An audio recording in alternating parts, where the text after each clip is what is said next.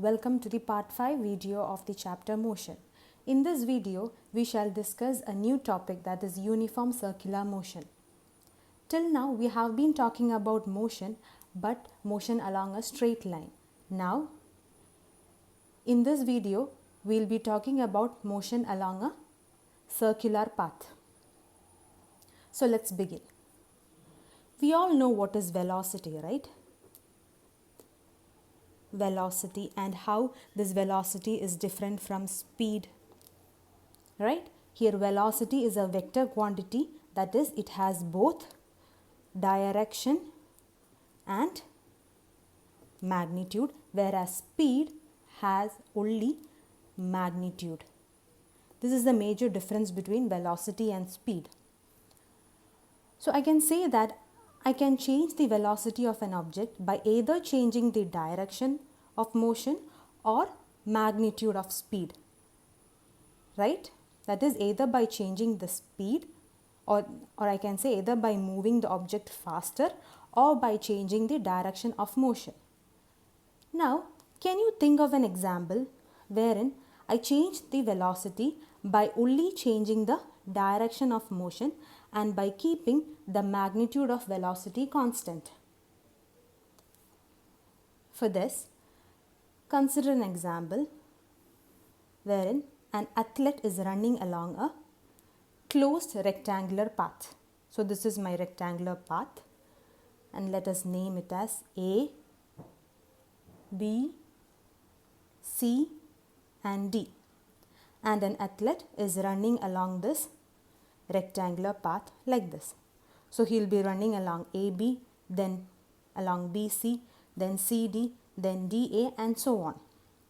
So now in order to keep himself on the track, what will he do? Once he reaches point B, that is this corner, he has to change his direction and run towards point C. Now before that, please note that the athlete is running with uniform speed or constant speed. So the athlete is running with the constant speed, but once he reaches point B, he'll have to change his direction and run towards C, right? In order to keep himself in the same track. Now, similarly, after reaching point C, again he'll have to change his direction and run towards D. And after reaching point D also, he'll change his direction to run towards A. So in this case, the athlete is changing his direction, or I can say that the athlete's velocity is changing due to the change in direction of motion. Here, change in direction of motion is causing velocity change. Now, velocity change also means accelerated motion, right? Now, this is a four-sided closed path.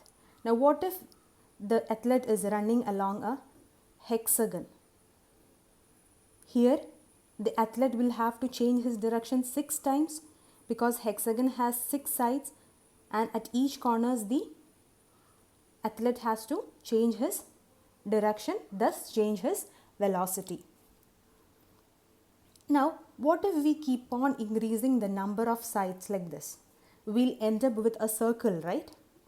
If we keep on increasing the sides of the closed path, we'll end up with a circle, and an athlete running along a circular path will have to change his velocity or will have to change his direction a number of times, infinite number of times, right? And now this velocity change is only due to the change in direction of motion. I hope this point is clear for all of you.